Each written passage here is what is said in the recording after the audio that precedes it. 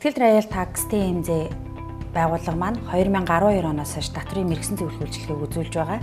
Татврын мэргэсэн зөвлөх үйлчилгээ гэдэг нь харилцагч байгууллагуудаа хуулийн хүрээнд татвараа хамгийн багаар төлөх арга замыг зөвлөдөг, заадаг гэсэн үг.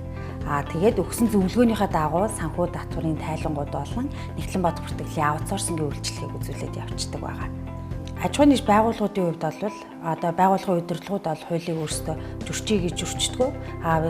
Татвар санхүүгийн мэдээлэл дутууд улимгаас болоод өөрсдөө нэг мэдхэд татврын эрсдэлд орсон явж байдаг. Татврын хяналт шалгалтанд ороогүй байгаа байгууллагууд ихэнхдээ ерэн сайн өөрсдөө мэддэг байхгүй юу?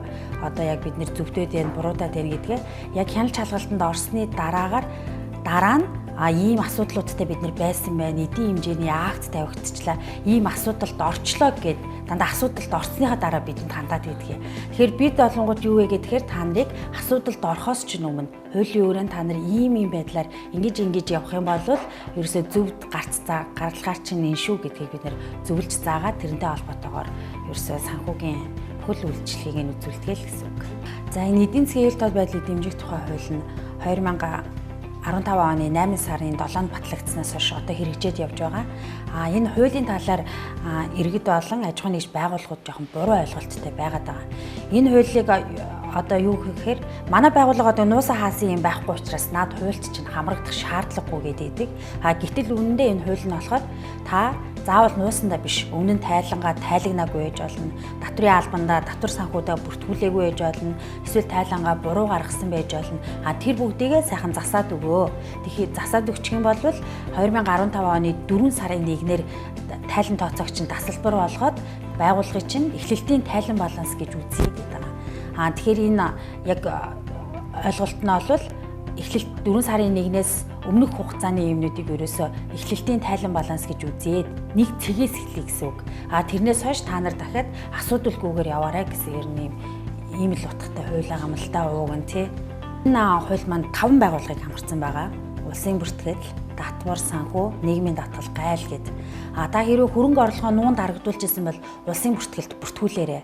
Тэрнээс чинь татвар авахгүй, алданг тооцохгүй, торгуул төлөв авахгүй гэдэг байгаа. Санхүү татврын тайлангуудаа тайлгнаж байгаагүй бол тэднэрийгээ тайлгна. Орлогоо нууж исэн бол орлогоо ил болов. Түүнээс муу адил албан татвар хөв торгуул авахгүй гэдэг байгаа. Ногдуулахгүй тий. Хариуцлагаас нэг удаа чөлөөлнө гэсэн ийм хууль байгаа. Нийгмийн даатгалын хувьд гэдэг юм бол та өмнө ажил олгогчоор хэрвээ хүн ажиллуулж исэн бол тэрийгэ бүгдийг нөхөө тайлгна. Нийгмийн даатгалын шимтгэлийг төлүүлээд алдан хариуцлагаас нь чөлөөлнө гэсэн ийм залтууд байгаа. Заавал аж ахуйн нэгж байгууллага гэдэгхгүй хувь хүмүүс бас хамааралтай байхгүй юу? За би нэг жишээ татъя гэж бодоход машин зардаг ченж ялаа гэж бодъё. Өөрийнхөө нэр дээр гайлаар 200-300 машинаар оруулаад ирсэн. Гайлд мэдүүлсэн ирнэ тэрийгэ татварт ерөөсөө тайлгнаагүй байгаа. Гэтэл тэр хүн чинь гайлаар мэдүүлээд орж ирсэн байвал татварт хувийн орлогын албан татвараа тайлангаа тайлагнаад татвараа төлсөн байх ёстой. Гэтэл энэ маань ийм том зөрчил болцсон явж байгаа гэдгийг хувь хүмүүс маань бас өөрсдөө мэдээгүй явж байгаа байхгүй юу.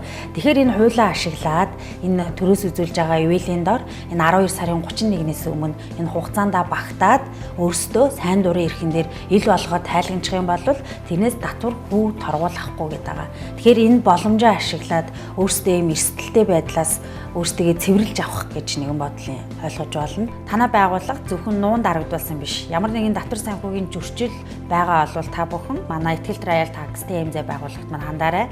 Бид мэрэгжлийн баг хамт олноороо танай байгууллагын зөрчиллийг засан залруулна, хуулийн өрөөнд оруулж энэ эдийн засгийн эрэлт байдлыг дэмжих тухай хуулийн өрөөнд бүх асуудлыг чинь зохицуулж хийдэх болно.